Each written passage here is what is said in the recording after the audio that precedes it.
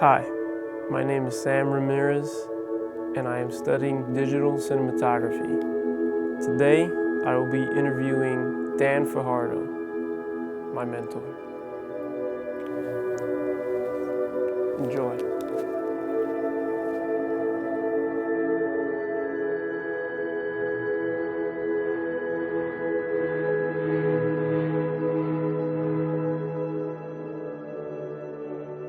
What do you see as the role of the visual arts in society today, particularly in your profession?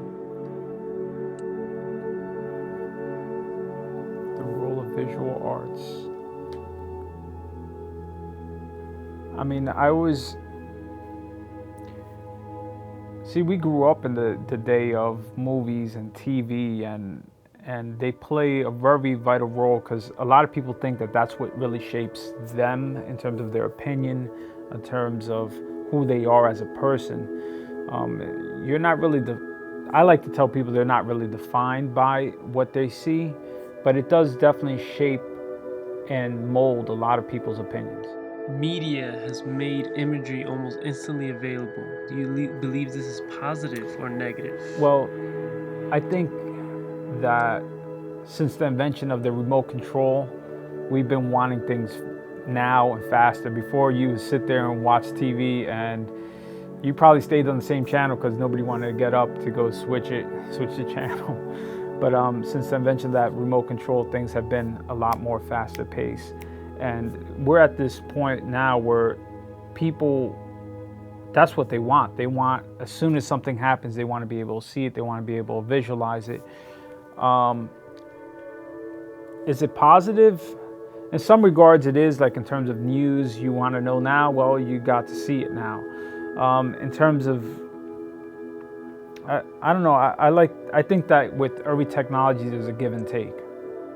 What popular images do you see frequently repeated throughout your industry?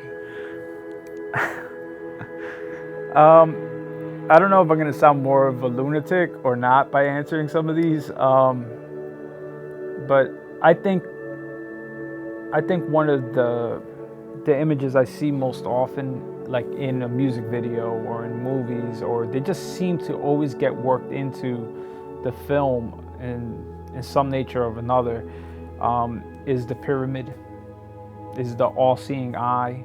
Who is one of your favorite visual artists, or what is your favorite visual style? I'm going to answer this kind of more like this. I'm going to say who actually is more of an inspiration to me. And I would answer it like this. I think somebody like Robert Rodriguez, he's somebody I look towards for inspiration. Because not just because he wrote a book, Rebel Without a Crew, or he was somebody that spends a lot of time trying to re-educate or educate, people that want to do this for real in a professional manner. Has your knowledge of famous artworks influenced your creative process, and how? Yeah, I mean, to answer that question, yeah, I mean, the answer is yes, absolutely. We always look for inspiration from everywhere. I mean, since a child, we've probably seen a million images, and each one of them, you don't know where you're bringing your inspiration from when you work on projects. So the more visual things that you've seen, you're probably drawing and picking from this piece or that piece. One film in particular that I absolutely love is Wayne Kramer's Running Scared. I know a lot of people haven't seen it, but it's a very dark, grimy film. Set in New Jersey,